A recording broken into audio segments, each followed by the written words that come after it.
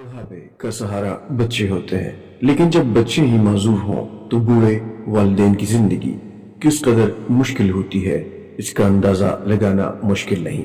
हरिपुर जब्बी गांव में एक माजूर माँ और बूढ़े वालिद के 5 माजूर बेटे हैं, लेकिन इन बूढ़े वालिदैन के मसाइब तब पहाड़ बन गए जब उनका चट्टा कमाने वाला बेटा इस दुनिया से कूच कर गया।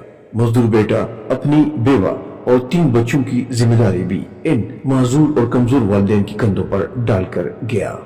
एक माजूर बेटा जो गुज़िश्ता चंद साल तक सेहतमंद था और मजदूरी करके अपनी जिंदगी बसर कर रहा था, लेकिन अचानक माजूरी की वजह से अब अपनी बीवी और 3 बच्चों के साथ इंतहाई मुफलिसी में जिंदगी बसर कर रहा है।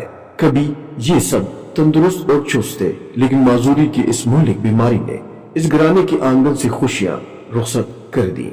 माजूर माँ और 4 माजूर बच्चे चपर तली जिंदगी बसर कर रहे हैं और हर मौसम की सख्तियां बर्दाश्त करते हैं। बूढ़े वालिदैन को और भी रोना होता है जब उनके बच्चे और दीगर घर वाले भूख अफलास से निडाल होते हैं।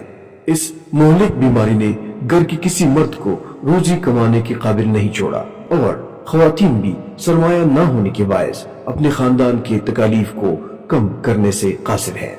बशार चंद साल का मासूम बच्चा अपने घर के हालात को यूं बयान करता है। मेरा नाम बिशारत है, मेरे वालिद का नाम चनवेज है, मेरे 4 चाचे हैं, वो भी मजदूर कोई काम नहीं कर सकते। एक दादी और एक दादा हैं। हमारा कमाने वाला एक चाचा था, वो भी बहुत हो गया। आप लोगों से मेरी गुजारिश है, हमारी मदद कीजिए। इस मुसीबत ज़दा घराने को सर छुपाने के लिए छत, कफालत और यतीम बच्चों की तालीम और अखराजात की जरूरत है। ये घराना फिर सुख का सांस ले सकता है अगर इस घर की ख्वातीन के पास अपना छोटा मोटा कारोबार या माल मवेशी हो जो कि इनकी कमाई का जरिया बन सके।